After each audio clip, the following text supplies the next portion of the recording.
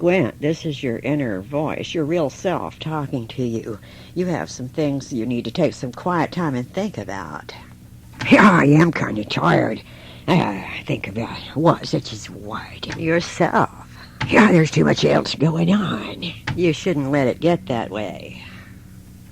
And then we got the 4th coming up and all the big presents to buy for Valerie on the 7th and Triss on the 9th, and then it's the 4th of July party and money just going every which way. So much expense and the money I lost in the stock market, yeah. Yes, remember when you used to be so free and have all those wonderful, exciting times? Wasn't that the greatest thing, the rush of excitement when you explored the strange countries and you didn't have all this domestic responsibility? You're not getting away from it very much anymore. Well, it's true, I ain't been on as many expeditions, but I still go on them. Yeah. Well, they were exciting times, but then again, I didn't know. I wound up getting snake bit in Africa and an anaconda snake around me in Brazil. Yeah, when I researched the voodoo at the secret ceremony, they found us and got after us, me and Reuben and Clem. Hey, blimey, we had to fire our pistols into the air to scare them off and start running. I wondered if we were going to get out of that one. And then later on, was in Bolivia or thereabouts, and got mixed up with that gal, and she told me after I was there at her house, her husband had gone to Ecuador. I didn't know she was married, and then he came back unexpectedly, and I had to leap out the window and start running. He was shooting at me. I was scared to death. I had to grab a ride from that peasant guy driving that donkey cart. I didn't need any more of that kind of thing.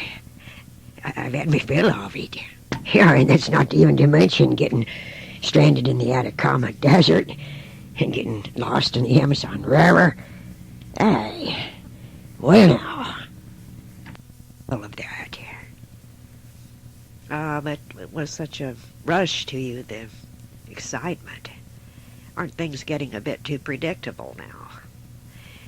No, I like the predictability. I like the stability. I'm ready for it. Oh, don't kid yourself. You're not even pleased with the way things are going on this Moon over Loon Lake film. You're wondering if it's ever going to get finished. Yeah, it is taking a long time. Well, isn't that a bit of heavy responsibility to try to be presenting one side of the story on Christian Compass, and then you're doing a film that has very kinky situations in it? Now, what kind of a mindset is that? Yeah. Well, I'm an entertainer and an actor and a depictor of life. I have to show things that happen in life. I don't try to get people to believe any kind of way. It's my own job to present life situations.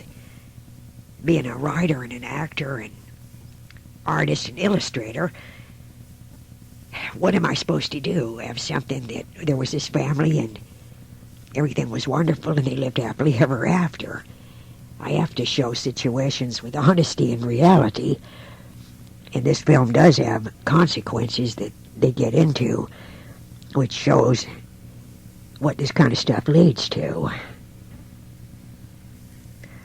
Well, sometimes don't you find yourself longing for the past a little bit, back when the children were smaller and things you could have done differently? No, I didn't want to go digging back into the past. Yeah, some of the past back when they were small was Tristan was rolling a bleach bottle around on the floor, playing with it, and I don't know how he got it, but he was trying to get the top off.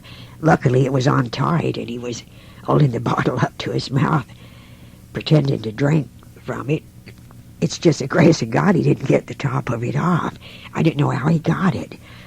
Yeah, and Flynn climbing up on the statue of Cornelius Tattersall, right up to the top of the head. He could have fallen, and Robin getting hold of the iron while no one was looking, and earning a great big spot on the carpet. No, I'm glad we're through that. I'm glad we're where we are. And I didn't want these dots. I reject them. I see that this is coming from not such a good place. This is not me inner self. I recognize this now. I've finally gotten enough smarts to recognize this sneaking in on me. And I'll have none of it, so off with you. Tristan, this is your true inner self speaking to you. You're trying really hard to do all these Christian Compass programs, and it's very difficult for you because you really like to zone out. You really like drugs. You really like the peaceful life they give, plus the excitement that others give. Now, isn't that a bit hypocritical? What makes you think you have the authority to minister on the radio or in song to anyone? You know perfectly well that you're not anywhere near through solving your own problems. Well, if God waited for everybody to get perfect, he'd have nobody to use. I'm just a earth vessel, you know. I'm made out of clay, a jar of clay, as that group calls themselves. It's lucky that he just uses us anyway. I don't expect to have all my problems solved in this life utterly and completely, although that would be nice. And yeah, I know I know my bad areas. I already know that. I know that I'm very susceptible to drugs and alcohol, and always will be, I guess. But I'm doing better. Since I had that bout with the Valium, you know, I've been handling it pretty good. Real good, in fact. Well, you may be handling it good, but what about your desires? You have many desires that have not been fulfilled. And you married so young, you didn't even give yourself a chance. You might have found a lot of very rewarding experiences. You didn't even go on your trip. You didn't even get out of California. I know I didn't. Well, I can still go on the trip. I can go with Kit. I know we can't go right now. We're tied up with too many things, but that doesn't stop it from coming in later. And I like the teaching ministry that I'm doing. And Kit's working with me on it. I'm real happy with that. Oh, now, come on. You've gone and gotten yourself weighted down with... Now you've put yourself in a position you have to be some kind of spiritual leader to Kit. Isn't that rather burdensome? Wouldn't you rather just zone out and take things at your own pace? And what about your fantasy thoughts? You have extremely kinky thoughts, and you know it. You still do. Thoughts, yeah, thoughts. But I don't act on them. I can't help thoughts that come. They come, but I don't act on them. Everyone has to have a safety valve. I have my fantasies. They're a safety valve. They don't harm anyone. They don't harm me. I'm trying to wean myself away from those too. But things don't just all get perfect overnight. And this is not a state of mind that I want to get bogged down with. In fact, I refuse to entertain all of this critical talk. I'm not open to all this self-criticism coming in. This is an accusing type of thing. No, I'm not buying into it. Forget it. Valerie, this is your inner self speaking to you. Don't you think it's a shame that Squint lost all that money in the stock market? Weren't you planning to get some beauty surgery done, and you wanted to get a new wardrobe? Well, his carelessness caused you to lose out on that. And that really isn't fair to you. Well, I was disappointed in it. We've had to spend a lot of extra money. My parents are getting real old now, and we've had to help them out with some medical expenses, and I know that sometimes our money, even though we make a lot and we have a lot, it gets used up so fast. And yes, it is upsetting, and I was planning on, I have to look good because I'm a public figure, and Squint has to do that too. Now, I needed the beauty surgery more than he does because he has a thicker skin and his facial muscles stretch tighter across his cheekbones and everything. He doesn't have near the worry about that I do.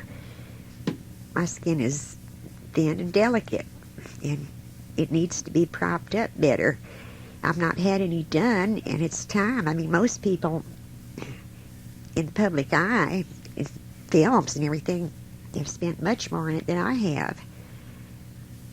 That's right, and why give so much of this money to charity work and things like that? People you don't even know. Are they going to thank you? Your biggest responsibility is to keep yourself healthy and take care of yourself. What happens if you get real sick and get in bed with some kind of disease you can't even get up? Then Squint could easily get interested in someone else. No, that's not going to happen because, number one, we both take very good care of ourselves. We try to get enough rest. Now, sometimes we don't. Sometimes we do get carried away and we're working long hours and getting too involved in our films. And this Moon over Loon Lake is being a very difficult one, but it's going to be a special film because we'll all four be in it. Squint and me and Tris and Kit. And it's going to be probably one of those cult films that everyone likes. It might be one of the rare ones where all four of us are in there together. And I know that it's a rather peculiar story, but these things do happen in life, and it shows the trouble these people get in for going in those directions. So I think there is social value in it. There is a redeeming feature. Oh my goodness, my throat. I know that I've been run ragged here lately, and I'm going to enjoy all the birthdays. I wish me and Triss's birthday wasn't so close together because, in a way, we steal each other's thunder, getting compressed together on all the celebrations. Mine's on the 7th, and his is the 9th. I wish there'd been more space in between. And now, here we go again. It kind of diffuses the attention. After all, your birthday's that one day a year that you should get to be the star of the show. Of course it is, and you have every right to be. Every year it's been like this, having to share the spotlight with pushing you and Tris both into the... It leaves less room for you to shine. Well, I don't care. We've had great times anyway. I think we do very well for people under the pressures, public and private, that we've been. We've come a long way. And, oh dear, Jesse and Jody are going to be... Oh, they're going to be visiting, and, we'll all be together. Sometimes when we're all together, Kelly Jean's kids, me and Kelly Jean's kids, it's so weird. We've had to help them out with money, too. Kelly Jean, I feel guilty about thinking bad things about her sometimes because I really did care for her and love her, but I wonder why I always seem to wind up taking care of... She just left me a whole bunch of responsibility. Not only Jesse and Jody that me and Squint have to look after, and Tris, well, that's a whole world into itself. It certainly is. And you've been such a giver, and people just keep right on expecting you to give and give till you give out. You know, you really have to draw the line somewhere. You're not my friend. Don't pretend to be. Now you butt out of my life. Hello, Kit. This is the first time you've had much time to relax. I'm your inner self, bringing to light some of the areas that you're getting a little out of control. Now you got this baptism. Do you really feel any different? Aren't you the same person you were? Aren't you just buying into what all the people are telling you? You don't really feel any different? Yeah, I do. I certainly do feel a whole lot different. I've had a real education here, like a crash course, and I love it. I'm making great strides, and I'm very thankful things turned out the way they did. Oh, well, now let's be honest here. You jumped into something rather fast, and what happened to your freedom and your control? Remember, it used to be you could go anywhere you wanted, anytime you wanted. That's not the case anymore. You have to... Well, first of all, you're under Tris, and let's face it, he's quite demanding. You have to make 90% room and time for him now, where it leaves less and less for yourself and your own plans. And if that isn't bad enough, on top of that, you're under the thumb of Squint. Squint is controlling you, he's controlling Tris, and he's controlling you. He's the head of the dynasty here, the patriarch. This is all new to you, and you don't really quite know what to make of it. Oh, this is not my... No, I don't feel that way at all. I do not. You do. You have to admit your own feelings. What are you doing? Losing your identity completely? You can't even think for yourself anymore. You do everything Tris wants you to do, which is on the one hand, and the other hand is doing everything Squint wants you to do. Where did you go? Where did you go, kid? Suppose you had stayed a little longer. Something wonderful might have come along where you yourself could have been the star of everything and the director of your own life. Now you think you're getting some showbiz seeking and happy little things, but those are tidbits that have been given to you out of the hand of Squint and Tris. You wouldn't have them were it not for that. Now before, you had complete control of your every move. Yeah, right, I sure did, didn't I?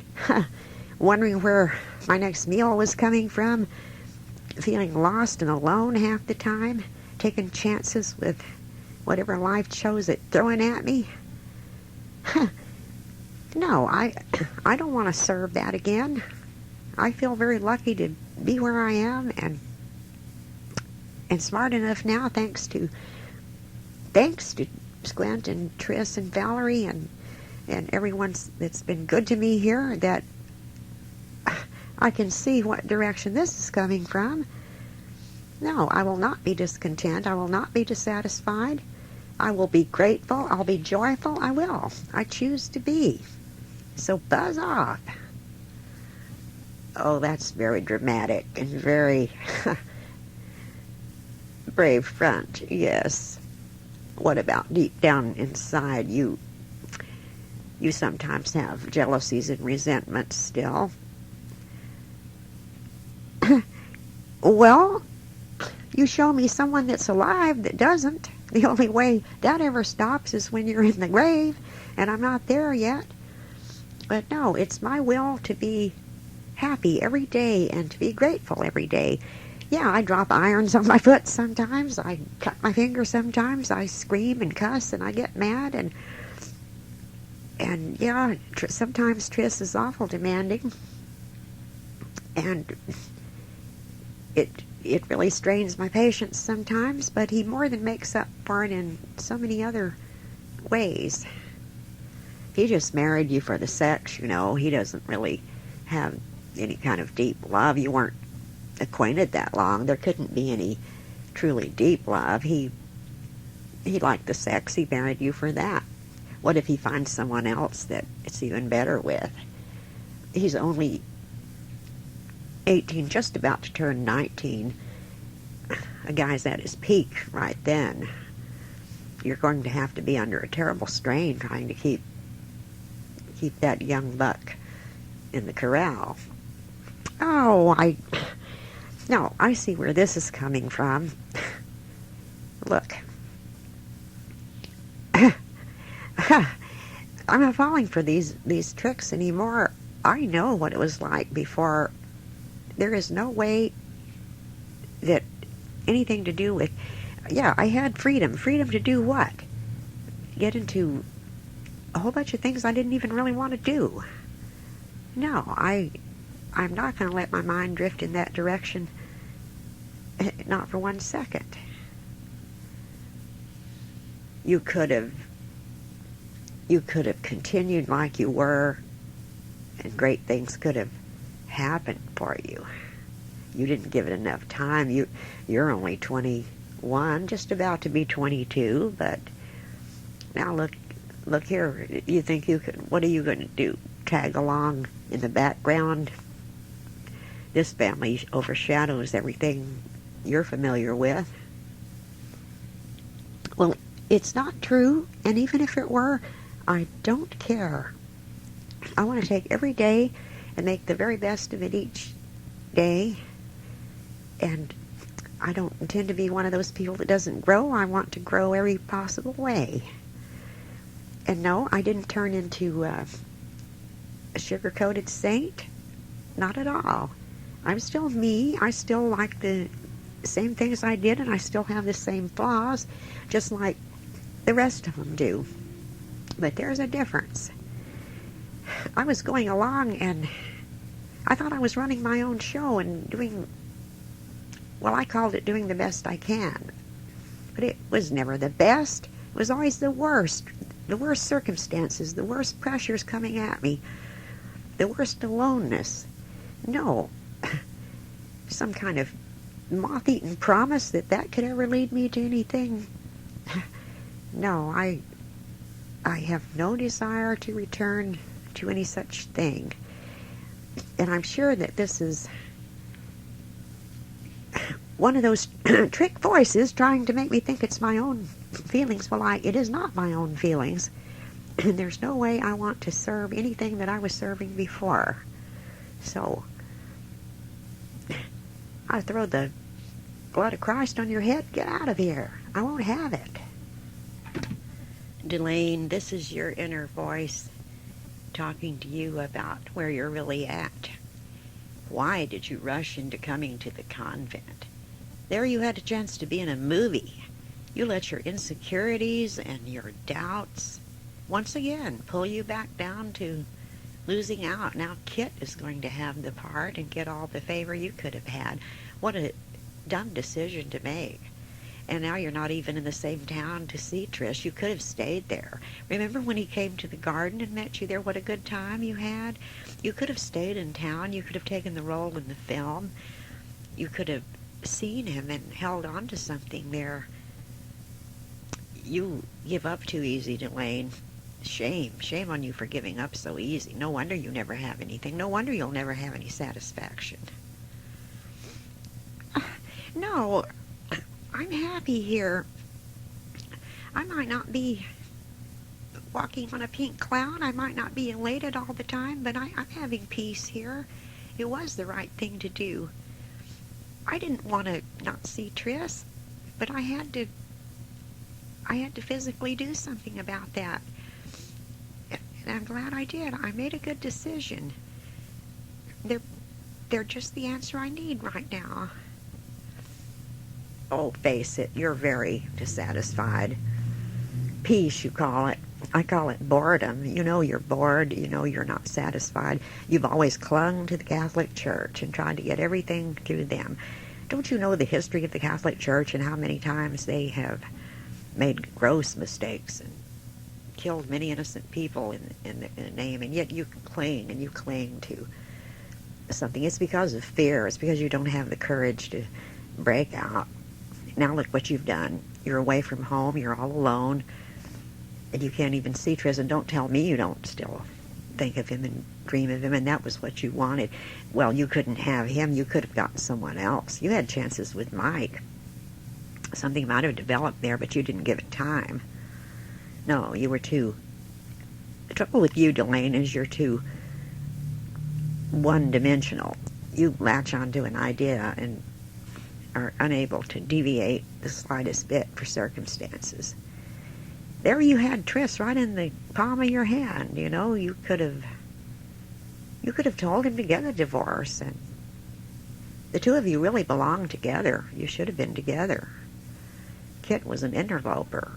Kit was a diversion, a momentary thing that he got involved with. Didn't he admit you were his true love? And there you gave him up like a total idiot. Whatever reasons there were, Tris married her. And I will honor their marriage. I won't allow myself to be... I mean, if things turn out that they separate on their own, or somehow it doesn't work for them, that's one thing. But it won't be because of me. It won't be because of anything I'm either doing or projecting ever again. No, I'm through with that. Nice going, trying to convince yourself. Oh, why don't you get to the truth of the matter? Why don't you get down to the truth of it? You've once again settled for mediocre. You've accepted the compromising mediocre situation. Half-mast. You're living half-mast, just like you always did, because you don't fight hard enough for what you want. That's why people like Kit get everything they want and you don't. How tragic. You could have made a move right then. There he was, but you let him slip through your fingers. It may be too late now, but perhaps not. Perhaps it's not too late if you leave here, you know, and go back to Stag Bluff and make yourself a part of his life. Not that hard to do, really. It's just a matter of having the spine and the gumption to do it. No, I don't want these thoughts. I reject. This is not coming from a good place. I will not interfere in their marriage. Tris had his chance with me, and yes, that was a dream that I wanted, but I don't know all things, and neither do other people. We're supposed to be down here to be doing right, to do what's right. It's not easy. It's hard to do what's right, but I feel better when I'm doing what's right, and I'm going to continue to do what's right. And then probably wind up all old and alone. Remember you said good girls finish last? They really do, you know. I don't believe that. I completely throw that out. And even if it doesn't happen in my lifetime, it's more important to me to be okay in the next lifetime, because that's going to last a whole lot longer than this one. And if I mess that up, then I've got nothing. So, drop it right now. Squint, this is your inner voice back again. Now you tell me that you don't get sick and tired of everyone not giving you a chance to rest just because you're big and strong. No one ever believes you're sick or that you need rest. Everyone wants you to prop them up. Why don't you start being more demanding that they do that for you? Not be so accepting of it. You don't have to rise to the occasion all the time. Yeah, well, I'm glad I've got the strength to do it. In fact, I enjoy doing nice things for people. Yeah, I don't resent it at all. What I resent is these foreign thoughts coming in here, little darts coming in trying to mess things over. Let me remind you that it was your wine, women, and song festivities that got you your career in the first place. That lifestyle got you your popularity, not this Mr. Bible Man, what future is that for you? You're going to lose popularity. Yeah, well, every good thing I ever got in me life was in spite of you, not because of you. And let me remind you that your destination is the lake of fire. Yeah, you want to hear about that? Try coming back again.